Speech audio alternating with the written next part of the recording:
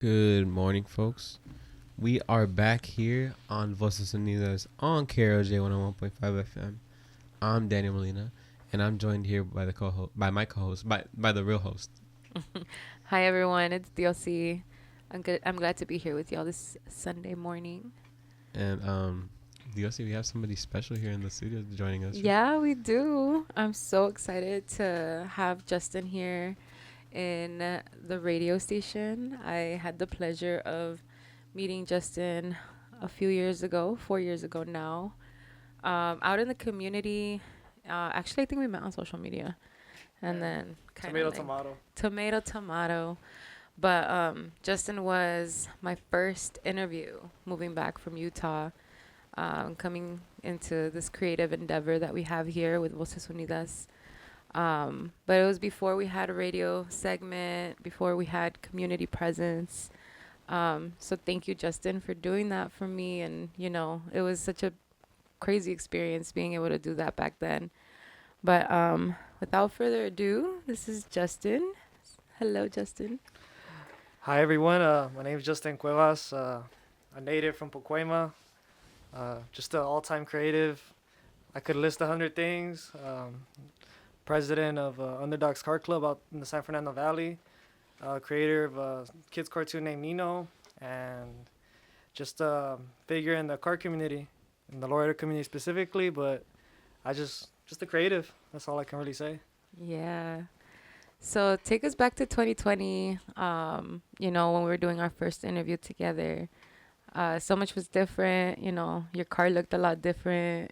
You were driving, around in what was the car that you were driving around in? 1986 Buick Regal. It was primered at the time. Interior wasn't the best. I had my rims, and yeah, I was fresh out of high school. I think when we did the first interview, I've always been the type to take any opportunity, and when you offered me the opportunity, being a fresh out of high school, who wanted to listen to my story? So I appreciate the opportunity even then, and especially now. Yeah, so much has happened since then. And, now you're the president of the car club that you're a part of. Yeah. So that's a big jump from then to now. You were also, starting off with your drawings with Nino. And I remember, it was something that you were very passionate about. Um, can you tell me a little bit about that? Like, how has that grown? Yeah, yeah. From when you saw it, it was still very small, and I've been fortunate now where I've done events in 2 states now. I've have my merchandise has flown all the way to 13 states in the country. I've had kids send me in drawings of Nino themselves that they've done. I've been fortunate to do giveaways and just create art. It all started from growing up in my neighborhood, seeing how gentrification changes things. I kind of wanted to preserve it in my way, and just seeing that, I wanted to draw the neighborhood, but with all the evil out of it. Like the neighborhood is still beautiful regardless of all the mishaps and all the evil. So I wanted to preserve that, and I also wanted to make something positive. I feel like it's so easy these days to make something negative or in a dark manner. So I wanted to challenge myself and make something significant and something that anyone from a small 5-year-old boy to a 70-year-old man can enjoy. And I've been fortunate that I found my niche and I found what my calling's for. Yeah. Yeah. Well, I listened back to the interview y'all did at Queen's Burgers. Shout out to Queens. Hey, shout out Shout Queens. out Yeah. Queens. And I really I'm not from Pacoima originally. I do live Mhm. there now, but Okay. I think I really resonated with when you said that when you tell people you're from Pacoima or you stay in Pacoima, it's Yeah. like people give you like they kind of like either joke about it or they're serious about it. But it's like, oh, Yeah. like are you active, or like Yeah. they have Yeah. this certain kind of certain ideas when you tell them that you're from Pacoima. And when you were speaking on the interview that I listened to earlier, you said that you wanted to kind of like what you said right now is instead of it being so negative, highlight the positivity of being from that community and like uplift those parts of it. Oh yeah, big time, man. It just sucks that evil's always preserved in a way, but there's a lot of good that Pacoima's done or had or people, and I just feel like it's a little overlooked. Even in the valley, like they always want to give props to San Fernando, Van Nuys, Canoga. but they don't want to give Pacoima props. And even like when I started my car club, they thought I was trying to start a gang, and I'm like, oh, but because I put Pacoima under my flag, I'm like, but how come car clubs in San Fernando can rock it, Canoga, Van Nuys, you know, XYZ, Compton, LA, but let me have Pacoima and I'm a gang? Like, it's not fair. So I stand as an example of resistance that you can still love your neighborhood and not be in a negative way. And it's weird because people that like to criticize me aren't even in gangs, and I've had like real gang members from Pacoima or just real guys that are really in that give me props. So I'm not scared of anybody to be telling me like, oh, you can't wear Pacoima on your plaque. Like, even if you work in some valley, like they're gonna get you. I'm like, nah, dude. Like I don't owe no one to no. I don't owe nothing to no one, and I'm not in those worlds. So that's what I'm trying to show the young homies and anyone that wants to listen. That you can rep where you're from, like positively, and I'm always stand by that.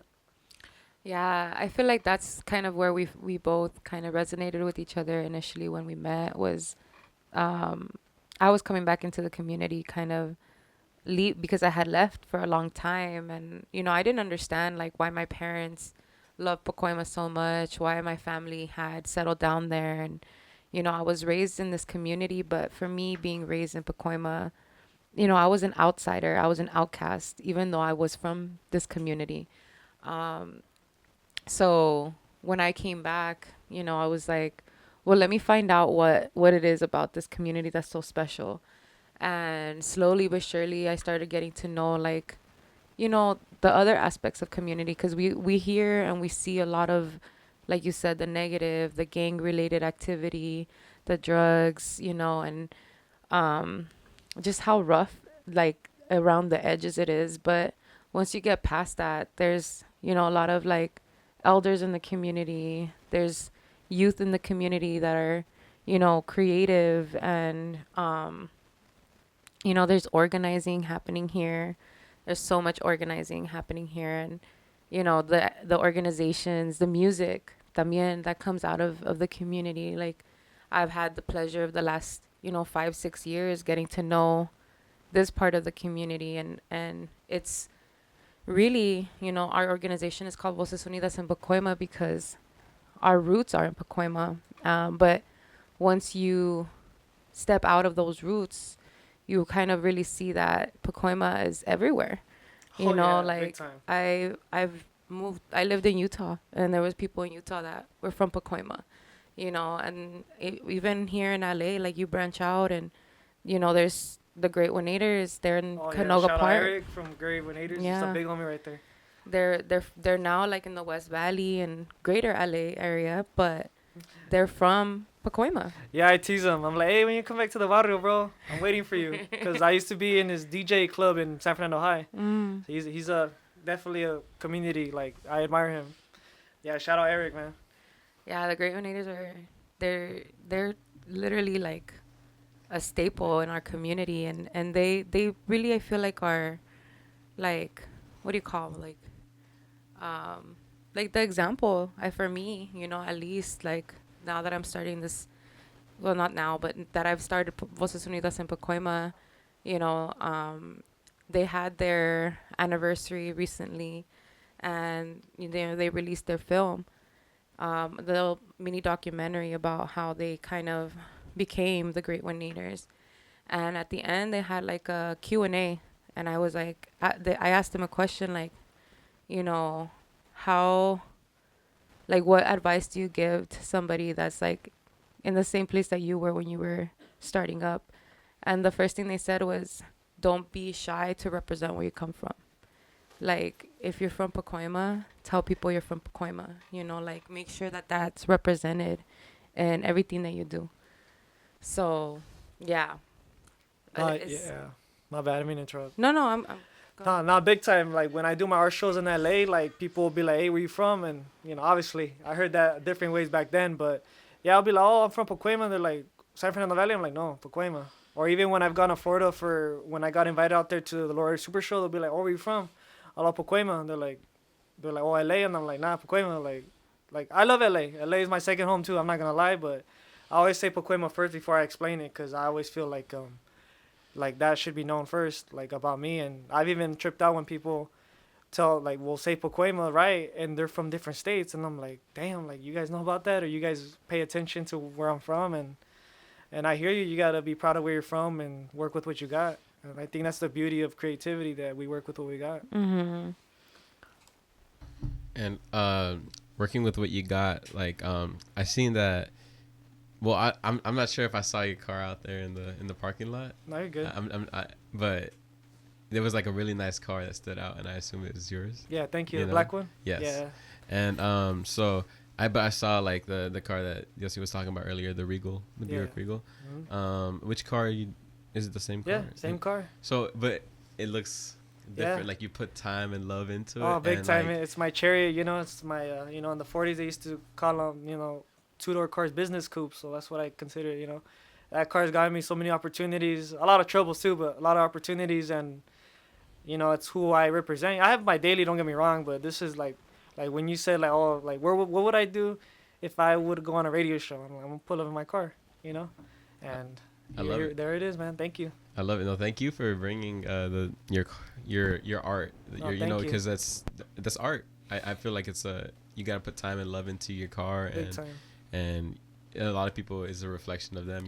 Yeah, no, that's 3 generations worth of creativity right there. My grandpa got here in Pacoima, I believe in 79 or 78, lowride, and then my dad in the 2000s, late 90s, lowride, and here I am in the 2020s, lowriding. And I'm a man of many talents in a way. Like, I'm not gonna say I'm Picasso, but I just love, like, that I can be creative in the art and the creativity in film. Like, even like when I model, I don't want to say I'm a model, but I love taking pictures of myself. I love to be remembered in a way.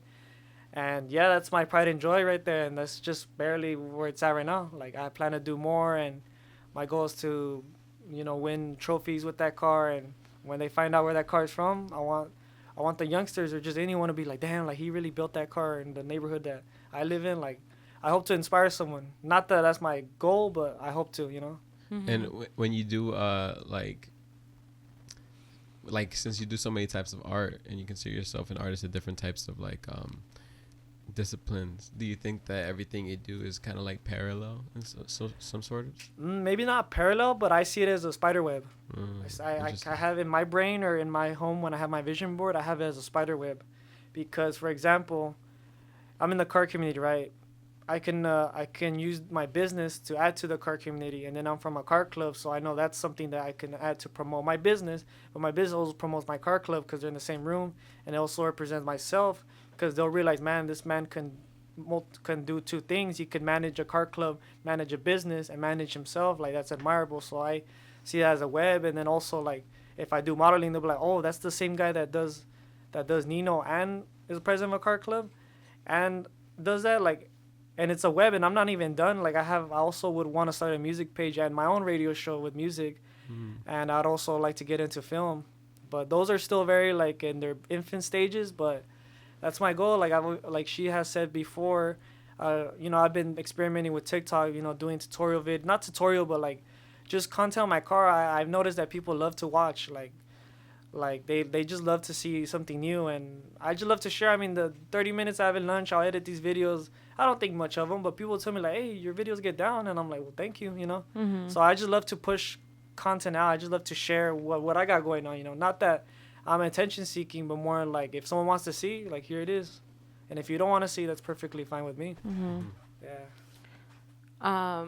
What have the last few years taught you about, like, consistency and patience when it comes to, one, being a creative, but two, having, like, the presence that you do and being a good role model in the community?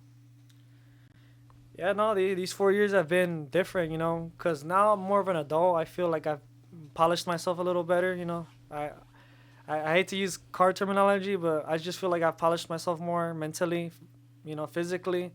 I've definitely just tried to stay away from vices, to also prove, to the young homies that to be a better role model, because there's kids out there at the car shows, I don't want to be faded. And then, I sell kids art. Why would a kid's artist be using drugs? So I tell myself to stay away from that. And also with discipline, we live in a crazy times, with everything being so expensive, time being so precious. I just take it day by day. I used to get bent out of shape by losing followers or not getting sales on my shirts and art, and I to this day I still get bent out of shape. But now that I'm at the age I am, I just take my time with it, build patience, and every person that remembers my art or appreciates what they did buy or what they have seen, that's a win in my book. Like I have people that still see me because I don't sell as much as I used to. I'm gonna get back into it. It's just I have to tackle personal problems first, and they'll still be like, "Hey, dude, you gotta get back into it," and I'm like, oh, I'm going. So it's just day by day and just being patient. Like any extra money you have that I have or anyone has, I just say invest in it. We're not gonna take anything with us when we leave, so why just invest what we have into each other, into community, into your creative projects, and just share it. Nino is also like another lowrider to me. I'm building it piece by piece, tweaking it, making see what works, what doesn't, and I'm pretty much a solo person now when it comes to my creative process because I don't like getting disappointed by other creatives. I don't like bothering people. I rather just do my own thing, work as hard as I can. If people want to collaborate with me, I'm more than happy. But I'm not begging anyone to support my art or my creative ideas. I just hope to share my version of this creativity, and if you like it, I appreciate it. Yeah. Yeah, I feel like I resonate with that a lot. Um, it's been such a journey, like doing things like with our platform here, but not always was it like popular to be talking about, you know, the things that we talk about on our platform. Like it was like not everything. I one time somebody told me not everything is social justice, DOC. And I was like, what do you mean? Not everything is social justice. Not trust me. Everything is social justice. Not. Um, but now more than ever, we're seeing that people are waking up and starting to realize that you have to be, well informed, educated, and you have to look within your own communities, within to see the bigger picture outside. Not big time, cause yeah, I've had homies in the barrio, they'll be like, "There you go again, Justin. Ya vas a empezar con tu Aslan stuff." Mm-hmm. They say that cause I love Aztec history. Like I try to read up on it as much as I can, cause I got a lot of big homies, that got all the Aztec stuff tattooed, and they have it for their reasons. But I'm like, do you know what all that means? Or so I'd like to read into it before I would get tattooed like that. And yeah, I get that too. Where like they say it's not about social justice. Like not everything's about Aslan, Justin. And I'm just like, I just don't like that history gets erased, or I just like it's sad. Like there's a lot of sad stuff going around us, and just because it's not in your front doorstep, you shouldn't ignore it. And lately, it's been at your front doorstep. Yeah. With the whole ice stuff going on. Like when I saw my first ice abduction in my face, I was just like, wow, it's scary out here. Yeah. In my opinion, yeah. No, yeah, and that's the thing. Like history, like it's a very common phrase right now. History repeats itself. History repeats itself, and it's like it really does. And if you don't like learn where you come from, what your people went through, then you're not gonna be prepared when it happens again, because it is gonna happen again. Yeah.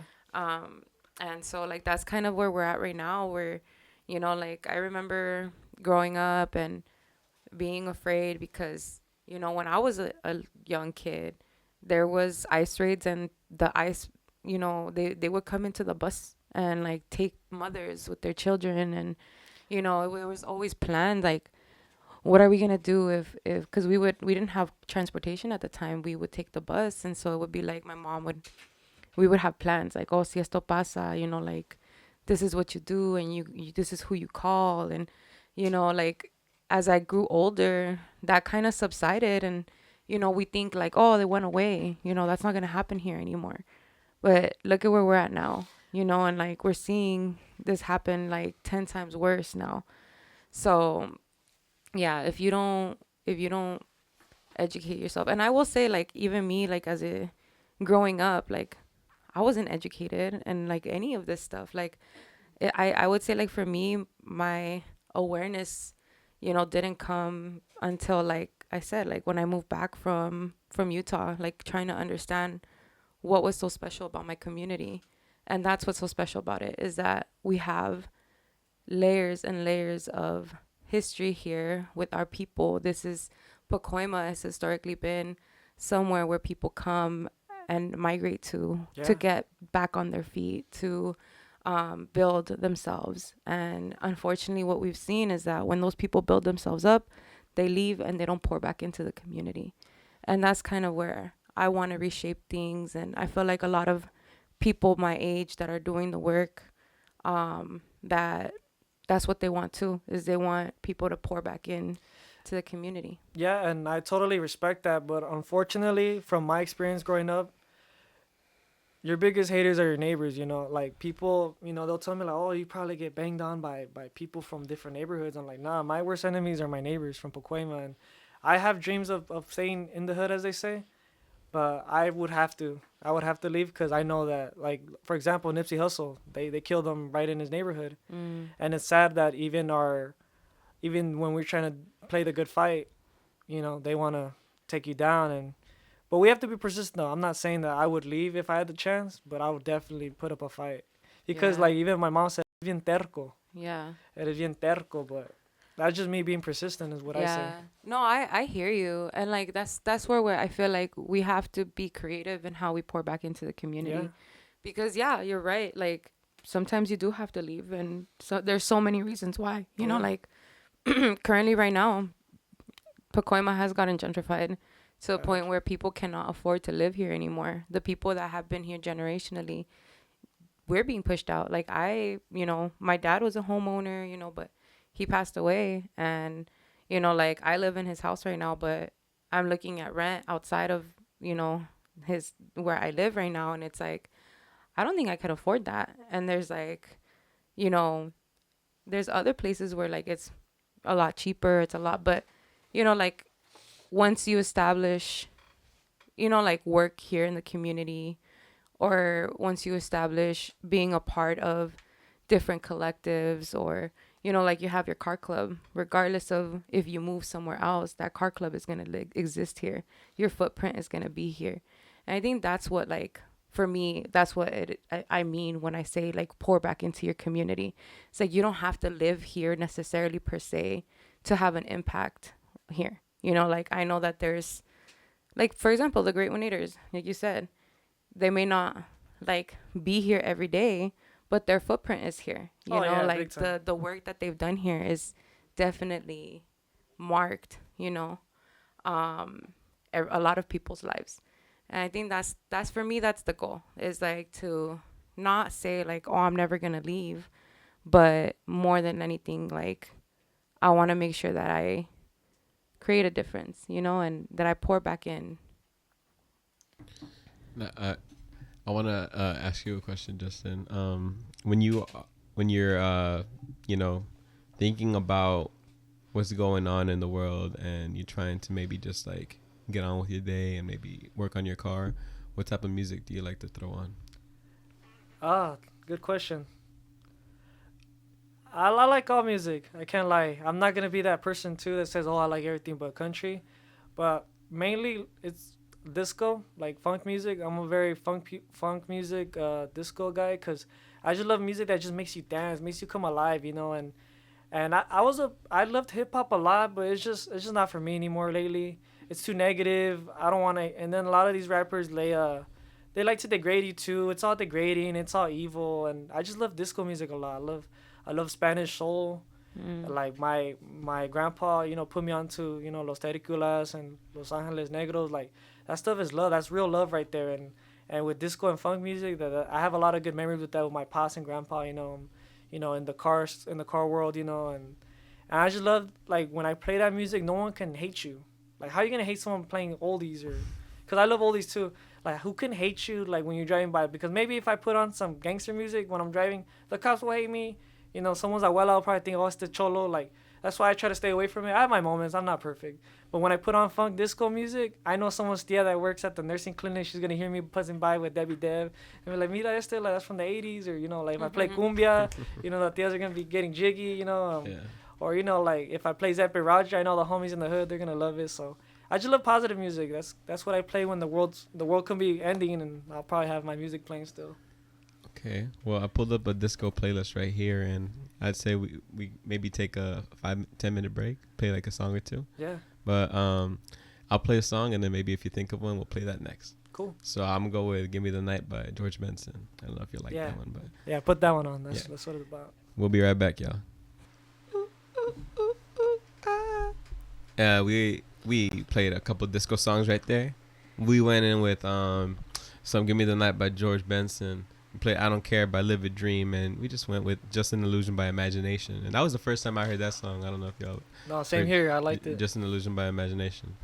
But we were actually having a little dance session right now. Yeah. We were Yeah. reenacting Get our Soul groovy Train. on. Yeah, we were doing some Soul Train dance moves off here. Yeah. Shout out Alex for letting Yeah. us, telling us to play "Live a Dream." Yeah, shout out to Alex. Shout out to Alex for making that Las Comadres Locos only playlist, which is still active, by the way.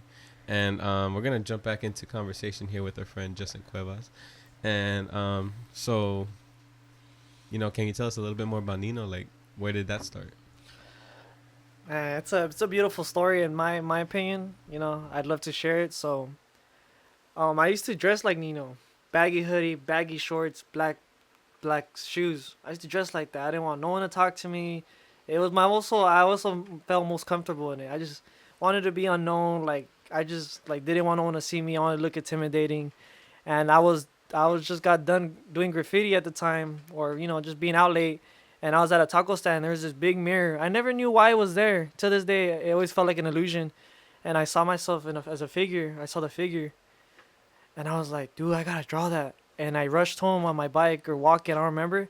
I wrote down with a red pen, and I fell asleep. And the next day I woke up, and it all came to me like in one flash, like the dream or the project. And I just started drawing it. Like I don't know why, I just had to draw it. And my mom came in one day to my room. She's like, "Oh, eso parece un niño." And that's where it became. And I always told myself, like, I had an older homie, shout out Cesar Perez from San Fernando. He was like, to be honest, Justin, if you want to make it big in business, you got to sell to everyone, not just Latino, sell to everyone. So I looked at the name, and I was like, Niño. I know people can't say it, so I took the ñ off, Nino. And it was weird. I went to a car show in Nevada with him, and all races and backgrounds where they could say Nino. Even little kid, little baby can barely speak Nino. And yeah, and just also preserving my community, all the childhood memories I have. I'm a part of a generation myself of Latinos growing up in the neighborhood, and I preserve it. And they'll be like, "Oh, I remember the paletero. Oh, I remember my house looking like that. Oh, the cars, even like I even drew like one of a U-Haul truck that was all spray painted, but I made it positive. And they're like, "Oh, I remember those U-Haul trucks growing up. I know they're called like tianguis in like neighborhoods like in Panorama or Columbus Street." And I just love preserving those little pieces, because people, I know a lot of creatives are preserving like the Latino culture, but it's just my way. And I love it because it's positive, and I know it's a way of me documenting history, but also having a cartoon that a little Latino boy or any other race child can look at it and just get motivated, or like, just be like, "Oh, that's cool. Like, I want to try that. I want to share ideas from the past that kids can recreate today." Like a wagon, you don't see kids playing with little red wagons. So I draw them a lot.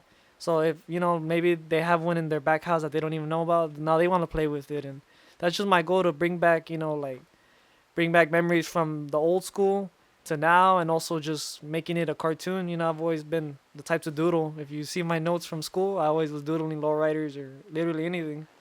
Yeah. That's so cool. I love when stories like kind of like almost feel like they're like meant to be, or like the universe has some type of like effect on it. Oh, big time. And that must have been like a crazy feeling in the morning to remember what you had seen the night before. And I was 16, and I remember I had this idea, and shout out one of my teachers in high school. I showed him the drawings like as a secret. Like I was embarrassed of it, so embarrassed, but he had worked on game shows. Like he was up there like in the industry, and he was just like, "Justin, I love this. Copyright it right now. Like, don't let no one steal your dreams." And that simple drawing, I submitted it, paid $100. My mom thought I was crazy, but I have that idea now. That's copyrighted. No one can take that idea away from me. And I tell any creative, even someone that starts small, I'm like, dude, get it copyrighted. Don't let these, because LA or creative world is very culture vulture. Like they'll any good idea they'll try to steal it from you. So I copyrighted my idea even before I had a clothing like all that. It took like other creatives like my homie Alexis too. His name's October Boy. He even told me like he made me my first concept art of a shirt. He's like, dude, you gotta put this on a shirt, and I did it, and I think I've sold over 600 pieces of merch, statewide. I can't wait to do worldwide, and I even donated some of my pieces to Japan. So some of my shirts and stickers are floating in Japan now. That's so And cool. yeah, like I'm not as active. I have my own life and I have other stuff that I have to tend to, but I hope to be up there. I even met, I don't know if you guys know Mr. Cartoon. He even looked at my shirt. The tattoo artist. Yeah. Right? Yeah. I thought it was gonna get me more opportunities. I'm not saying like that it's his job, but the fact he looked at it, shook my hand, and took a picture with me, and that's someone I looked up to because I got inspired by his art a lot. But I looked at his art and I'm like, how do I make that kid friendly? How do I make that more like where you can watch that on Disney Channel? So I get a lot of inspiration from Mr. Cartoon, a lot of the Chicano art, even prison art. But I just told myself, how do I make this for kids? And that's where I'm at now.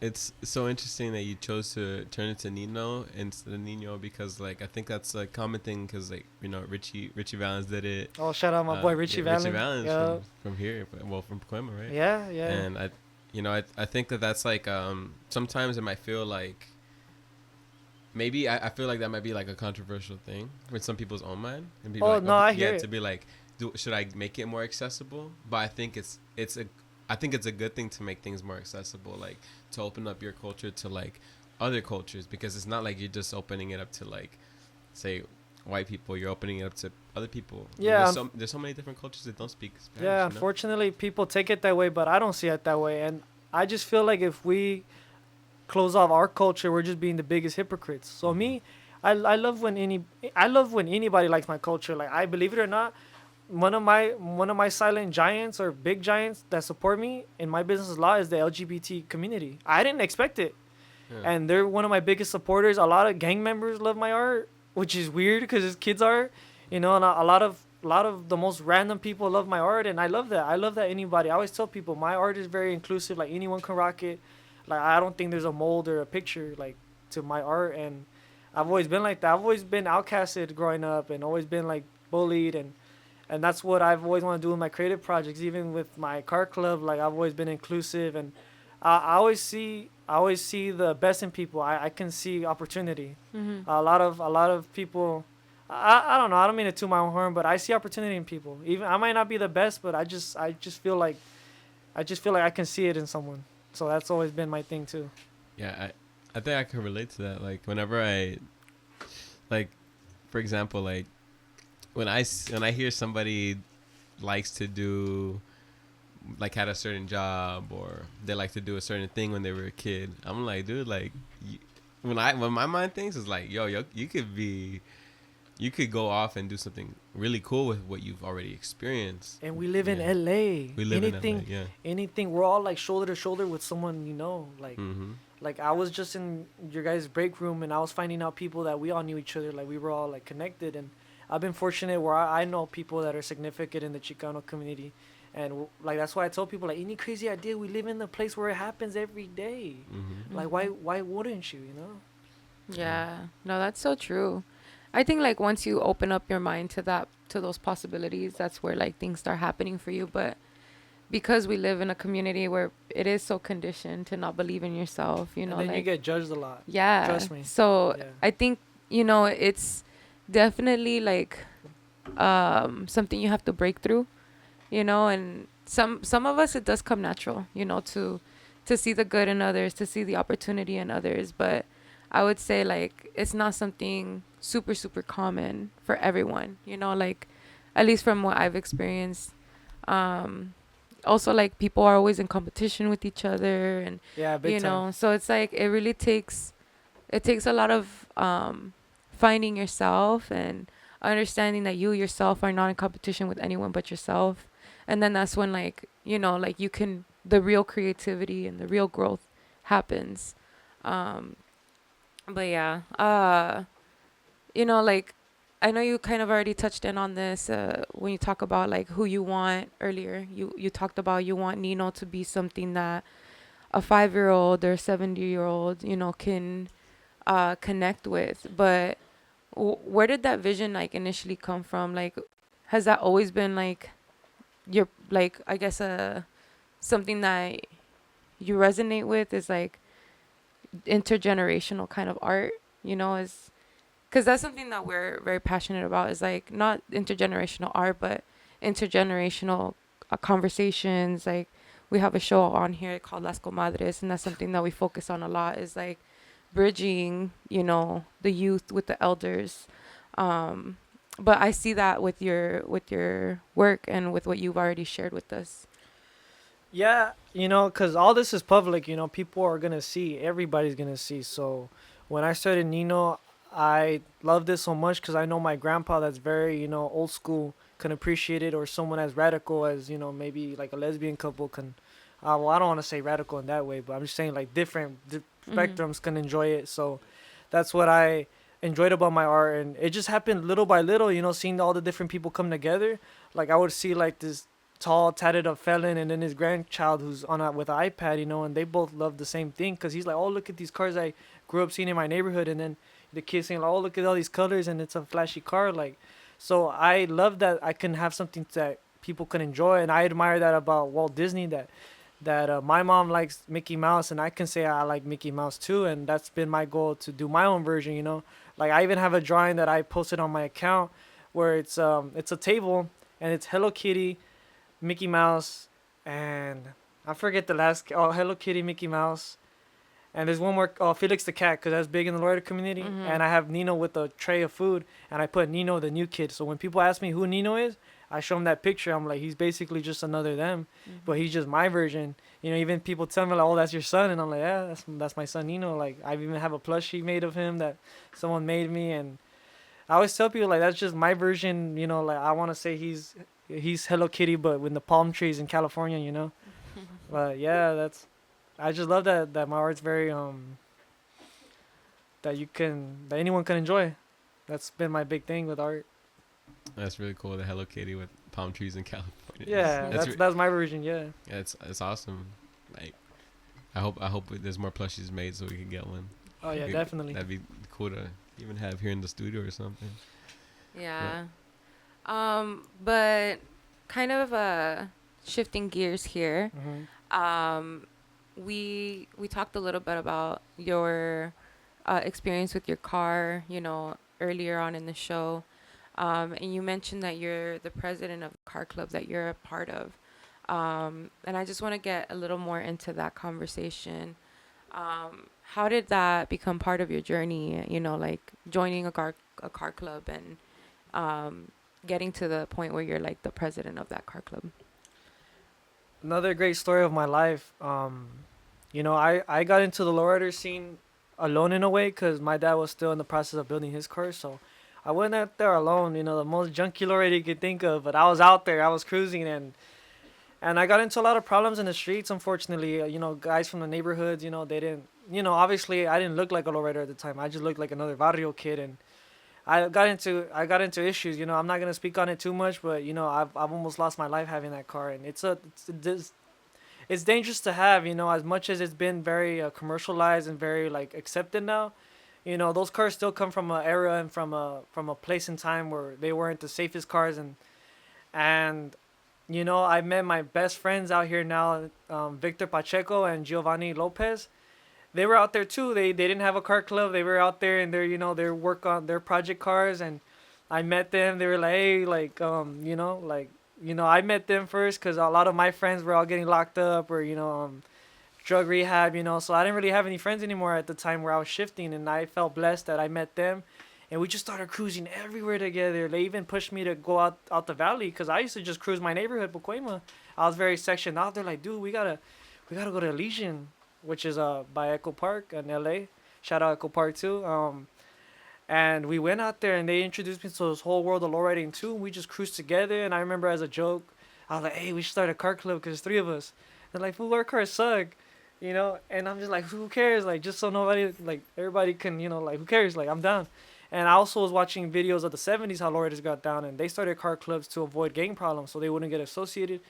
And I admired car clubs like Lifestyle and Imperials. Like they started these car clubs to fight back resistance from the cops, from gangs. And I told the homies like, hey, we gotta start a car club because they keep harassing us, the cops trying to pull us over, guys trying to shoot at us. Like, not saying we're like that happened to us every day, but it had happened to us. And so we just started like, I remember just throwing out names, and I was like, well, we're low-key the underdogs in the lowrider game, because car clubs, they want us because they want, nicer cars, which I respect. Every car club has their standards, but with our car club, we're like, man, as long as you're good people, you got an old car and you want to hang out and cruise, like, that's all we had in mind. And that's how it started, Underdogs Car Club. And I'm not saying we're worldwide known, but it's just been an opportunity too to recruit friends from my neighborhood. Like half, or maybe I want to say half or 60% of my car clubs from Pacoima. I didn't even realize all these Chicano kids were out here like lowriders, and one by one I'd meet them. Like, I'm like, hey dude, like I have a car club in Pacoima. Like, they're like, what? I can wear a shirt with Pacoima, not get banged on. And I'm like, I don't know about that, but we can try. And yeah, like, I got my homie Jonathan, Ethan, Gio, Victor, Chino. His name's Angel, Joel. And then my goal with all this, like, we all have project cars we work on, and also it's a support group for men. At the end of the day, like, we all go to each other's family events. We help each other even with like going to the grocery store together, like even going to swap meet. Like, we a lot of us, we were all solo cats in our own way. Like, we didn't really have friends, and now when we all get together at like my parents' house or on the shows, like, I see all these people come together, and some of them will give me props for being like, dude, like, I wouldn't have met all these people if it wasn't for you. Like I appreciate that. And also, we have a bike club now, which has a lot of youngsters in it. Like my young homie Tony and my young homie Jonathan, I met them when they were like 16, 17. Even our youngest is 16 years old, and I want to look out for them as a big homie, because growing up, I didn't really feel like I had any good big homies. And I tell people, man, I'm gonna be the big homie then, even if I am 22. Like, I'm gonna try to look out. Like, I don't want them to get bummed out where they can't afford a $20 loader bike party. Buy it. Money comes and goes, and I want to be there to support them and build them up, even if they need a ride to pick up parts. Like, they don't have cars. I didn't have a car when I was their age, so that's also my thing too, that I like to build and support, and I plan to take it bigger, do giveaways at schools with bikes. Like, I just want to take it further than just a car club or bike club. Yeah. You kind of Yes. went into the next question, but go ahead. Real quick before we move on, just want to remind everybody you're listening to Voces Unidas here on KROJ 101.5 FM, the newest radio station in the Valley. We're streaming out of Panorama City, California, from our studios here at Pueblo y Salud in San Fernando City, California. I'm Daniel Molina. I'm here with Yossi Reyes, and we're joined by Justin Cuevas. And we're just in conversation about Justin's car club, Underdogs, and how it stands true to its name, the Underdog Car Club. Like, y'all started with 3, and how many deep are you right now? 12. 12. And our youngest is 16, our oldest is 25, so definitely a lot of younger guys. We don't have gray hairs in our club, I say, but yeah, no, respects to my big homies, but we started our own lane because, also too, like, I'm very hard-headed. Like, I tried joining car clubs as a kid. Like, when I started in the lowrider industry, they were like, oh, okay, we'll start washing our cars and going to get us beer. And I'm like, man, I would have just joined the neighborhood at that point if I was going to start doing little chores for people. So, me and my homie Victor and Gio, we were like, man, let's just start our own thing. Like, we'll create our own rules. Like, who are we to follow a norm, and Yeah. we're respectful too. We're not also trying to cause problems. That's like the only rule I ever tell to my younger homies or to our homies, that just don't get into problems. If you got life to take care of, girlfriends, jobs, school, take care of that first. This will always be here. It's always going to be a support network outside of just winning trophies or getting together. But I also like it because it gives us a reason to get together. Like we call each other club brothers. Like, these guys have been my brothers, and even as a only child, I don't have siblings. So I made my own siblings with my brothers, and we've done it all. Like, go to car shows together. We've gone to events together, been in each other's lives through the good and the bad, and that's what I think is importance of a third space. That's car shows and have been part of a car club. Like, we don't do it for the fame or to be known or to win trophies. We want to, don't get us wrong, but it's just our community. And I like to say, like, when we talk about car clubs in the San Fernando Valley, I hope that when they say Pacoima, I hope that mine comes up. Yeah. Talking about leadership, within different structures of car clubs, and you creating your own. What does leadership mean to you now that you're in the position that you're in, and have like younger folks that are looking up to you, and maybe even some of them are older than you? I don't like that whole hierarchy thing. So that's one thing I've definitely stayed off from. A lot of my homies tease me that, oh, you're the leader, you're the president. I just say now just to make it easier on like people outside looking in. But I don't see that in our club. I see instead of a hierarchy of a pyramid, I see it as a round table. And we're all discussing from my youngest homie to the oldest, because I'm not the oldest in my club. My homie Victor and Gio are older than me, and they we just all talk, and we always try to conversate. And I have younger homies in my car club that are very hard-headed, so sometimes I get very bent out of shape, but I just have to be patient. And also they're like soldiers. I try to like understand where they're coming from. I know they got their stuff going. And then also the new thing I have been trying to learn is how to let people go. And that's a bad thing about me. I try to have faith in people to work on themselves and improve. And because I've had club brothers that should tell me like, "Hey, dude, just let them go," and I'm just like, I just gotta see them out. Like a lot of these people in my club, no one like bat them an eye, and I feel like I did. And I just feel like people don't get the opportunity they get or the support system they get to grow, and I try to see the most out of people. But that's one thing I've been trying to learn as a leader is to put my foot down. You know, like I'm not gonna let myself get disrespected either. And but just leadership has been definitely new. I've been wanting to talk to older community, older cats that are in car clubs, but it's not easy. It's not easy. A lot of arguments at times, but at the end of the day, we all know what's up. And at the end of the day, it's a hobby too. We're not a gang. We're not a company. So I tell people like, if this isn't for you, you're more than happy to leave. I'm not gonna force you. And that's also the thing about our car club is I'm not forcing anyone to join. I'm not begging people to join. Is if you like what we got going on and you feel like you fit in, more than welcome to come in. So yeah, shout out my car club underdogs. I got mad love for all of you guys, even the hard-headed ones. But we're gonna do our thing and low ride as we always do. Well, I really appreciate when I see people that don't that don't really like resonate with the hierarchy scale either when it comes to like especially like a club or something you do as a hobby, right? Because I feel like when you do, especially when you do things like for a hobby, for healing, for like connection in community, like it should always be done like, you know, I mean there's always like people who kind of like take lead and kind of like, when it comes to the organizing and stuff, but like when there's no boss, I think that's the best thing, you know what I mean? Yeah. Kind of like I think the difference between a leader and a boss is like where people kind of get like it gets blurry sometimes where people are like, oh, I want to be in charge or I want to be, and it's like there's so much responsibility that comes with it, and like it's awesome to see that you see that what a lot of people don't see is like what's going on at home, like take care of what's going on at home, like this is good, it's gonna be here when you're when you're good, it's gonna be here, and at that point you're gonna be pouring into yourself and pouring into whatever the community does a lot better too. Everything's gonna feel a lot better. It's not gonna be like, as I admire it, is like I could say a lot about like what you just said, but I really admire the way you feel about your community and your car culture. No, thank you. And I've never been the type to pressure. We'll tease each other like fix things in our cars or to improve, but a lot of us are just getting into the workplace or schools, and we're just trying to find our way in this world where everything's so expensive, including our hobbies of lowriders. Like, I just tell them like, don't worry about the car stuff. Like, don't worry. Like, just focus on your family, your loved ones, trying to get your career started. All this car stuff will be there when you're ready. Like, if you want to find love too, find love. Like, it's fine. Like, I'm not a bossy person either. It's more of a when I talk to because I have club brothers that have been MIA lately, and I miss them dearly. But I know they're taking care of business. Like my homie Angel Chino, he was one of our founding members, but he has a long term girlfriend now. He just bought a house. Like he just got grown man stuff to handle, and I get upset at times, but I just understand that you just gotta handle grown man business or grown folk business. I have friends that are just trying to figure themselves out their life career wise, like path wise, and that's why like I tell them that's fine, it's okay, like don't worry, just don't disrespect me, like I won't disrespect you.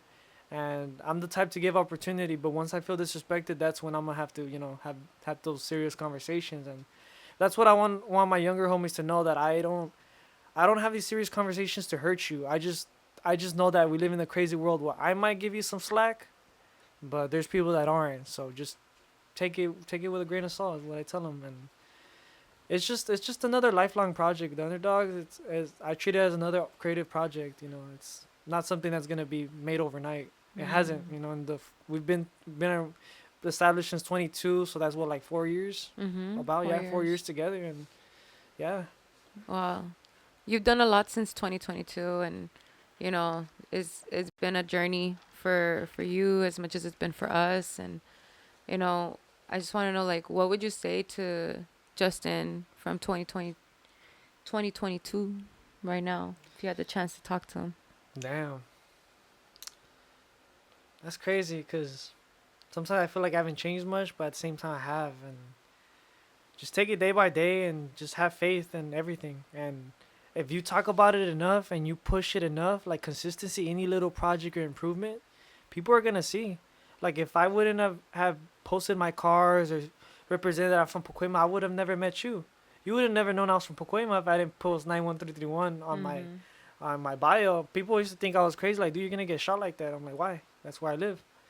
And that's why I always represent that I'm from Pacoima, because I met a lot of people that live in Pacoima just because I'm from Pacoima, or just because I'm in the Loreto scene, or from the 818. Like, you get a lot of opportunities when you present yourself when you're ready from, like, by the way you carry yourself. And that's always what I would want to tell anyone that's in the creative process, or even my younger self, is just polish yourself up creatively, physically, and mentally. So when those opportunities do land, you're on it, and you're Ready to take responsible. 'em. Take them. Yeah.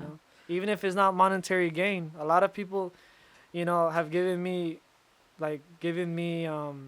critique that, oh, but you're not making any money. You're not making money on that. And I'm like, so what? Like, at least I can say I've been on a radio show. Not that I'm a brag, but I've done it. This is what I want to do. And if it doesn't make money, I mean, at least it's cool that I did it for free. Yeah. Can I say something real quick before it?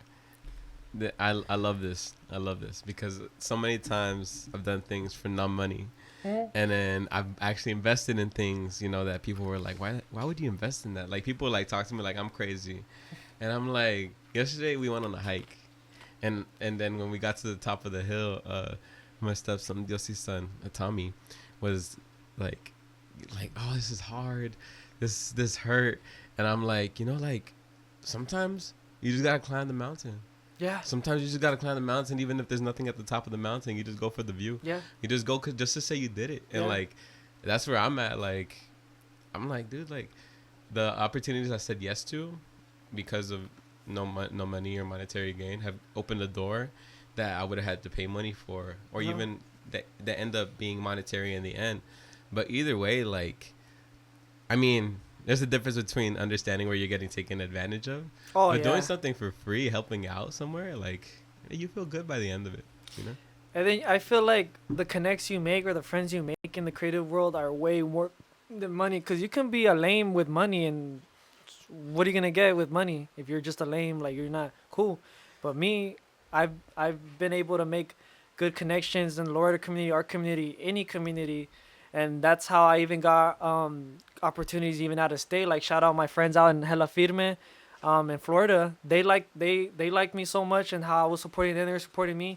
They offered to fly me out. All I did was pay my plane ticket, and they helped me with boarding, travel, and everything. And those are my best friends. And they're like, we like what you do. You guys, you and the Underdogs, like, you guys work with what you got, and you guys are all young. And I'm like, you guys are the same way. They're like my cousins.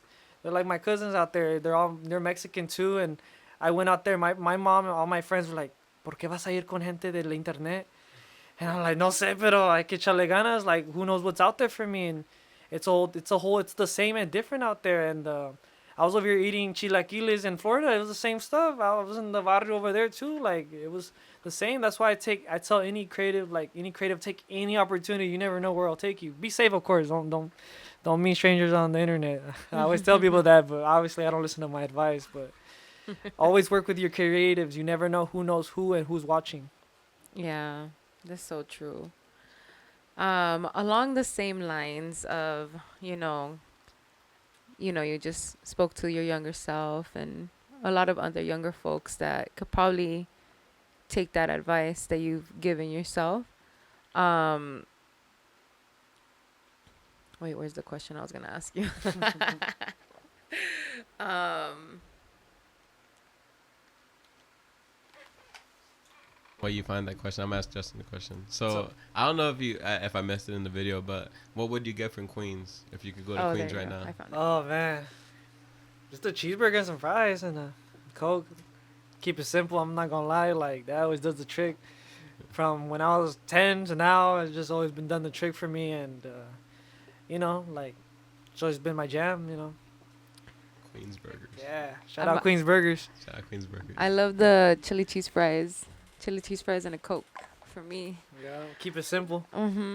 Okay, so I found the question. So along with like the same sentiment, what message would you leave with like friends or families that are navigating uncertainty right now and stepping into, becoming who they envision themselves to be?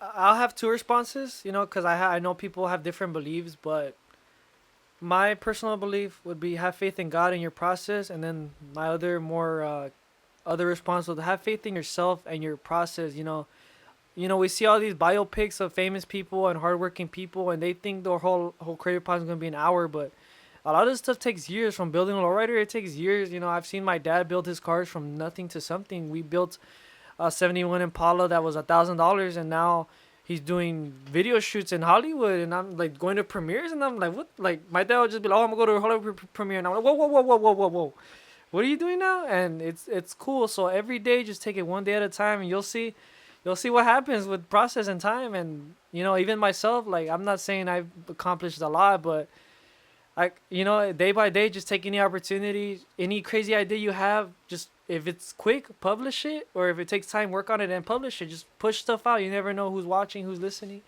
and just have faith that it's gonna work out one way or another. And if it doesn't, like even though it will, you still started something and finished. A lot of people, richer people, more opportunity people, can't start and finish something. That's the hardest thing anyone can do. So the fact that you started something and then finished it, or even made progress on it, is a win in my book. Even if you started it and you've, like me, like with Nino, like I have been kind of like rough on it for like 2 years now, but I'm still, the idea's still there. I'm still gonna work on it.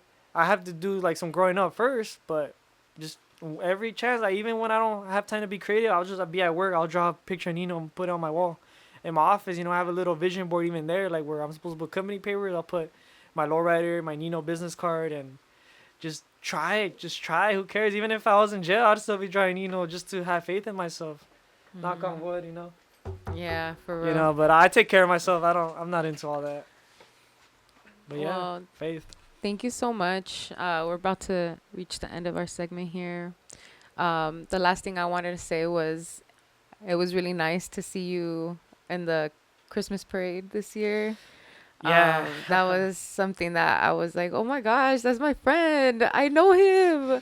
So that was really cool. And I just want to say like congratulations for all the growth that you've made and you're gonna make. We're gonna continue following your story and just like continue to be huge supporters of you. Thank you.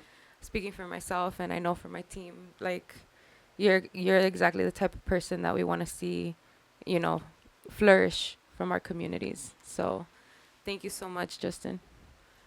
No, thank you guys out here at KROJ 101.5. We're here, and thank you for the opportunity to share my story. Of course. Thank you, Justin. Appreciate you joining us this beautiful Sunday. And did you want to say goodbye with any disco song in particular? Did you give it any thought? Well, before we say goodbye, let folks know where they could follow Yeah, you, of course, yeah. where they could find your work. Plug yourself. Okay, in. well, here's my spider web of info. Hopefully you guys check out one of the pages or all of them. If you want to know personally me, myself, it's 86Dippin on Instagram, 86Dippin. That's 86Dippin for personal car content and my personal story. For Nino, it's NINODOES. Nino Does. That's my art page. And for my car club, the big one and only, it's Underdogs CC and Underdogs BC, two different pages for the bike club and car club. And those are the more established creative ideas. And I look forward to seeing you guys on my page and always open to feedback and new opportunities and ideas. So yeah, that's me. Well, thank you so much for joining us. Yeah, any disco songs you want to say goodbye to the folks with? Man, I'm sorry for putting you on the spot. Gap Band, Burn Rubber on me, cause that's what my pops put me on when I was a kid, and might as well end it off with something that I'm close to home with. Shout out my pops too, Rafa from True Memories with the 71 Impala. That's my mentor, my dad, and the one and only. And shout out my jefa too. No me hago. Te quiero mucho más y espero que oigas esto. Oh man, so beautiful. Well, shout out to the parents. Shout out to the family love that you're bringing on to here.